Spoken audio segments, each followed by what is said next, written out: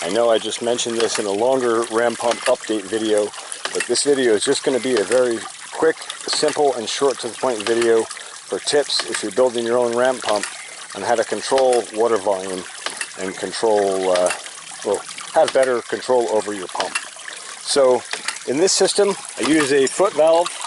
It is a 1.5-inch brass foot valve, usually used for well pumps. Usually it goes the other way, and you'd pump water up and it would stop water from coming back out of the pump, so your pump would hold its prime.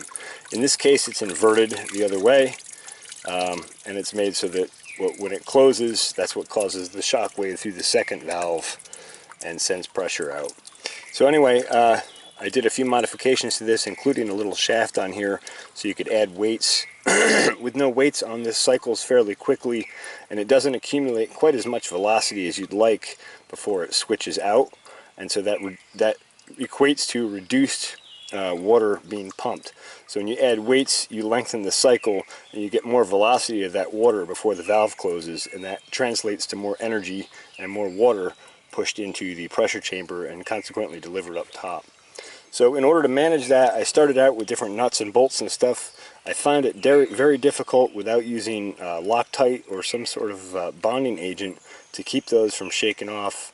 This is effectively an impact wrench going 24/7, so eventually it's going to shake just about any bolt or nut free unless you put something like a Loctite on it.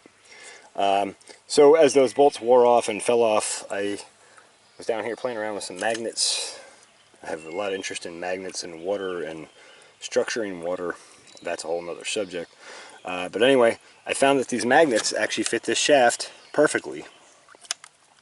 And so this is a great way to change the weights that you put on it. And of course they're stackable because they're magnetic, and they don't fall off because they're magnetic. This center shaft is steel, the rest of the pump is brass. So I can pop off one and grab another one, or stack 2 or 3 or whatever I need together to get the appropriate weights to get the water volume that I want. Now when water supply runs low here in the summer, I end up having to scale back, and I actually am currently down to no weights on the pump just to keep water pumping.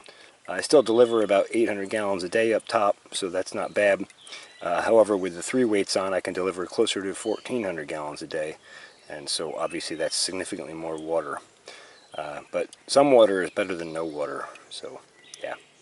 Anyway, I just thought this video might help someone who's building ram pumps and trying to figure out how to regulate the flow and how to regulate how much water they use based on fluctuating and varying water supplies. Of course, you could always design your ram pump to be smaller and have a more reliable operation, but I wanted a ram pump that could really deliver some water, so I opted for a larger one and made it scalable to scale back down to lesser water supplies when necessary. I hope this helps someone. I hope you found it informative. Thanks for watching. Don't forget to like and subscribe. Don't be afraid to ask questions down below. I'd love to hear your comments. Thanks for watching the Pharmacy Seeds Network.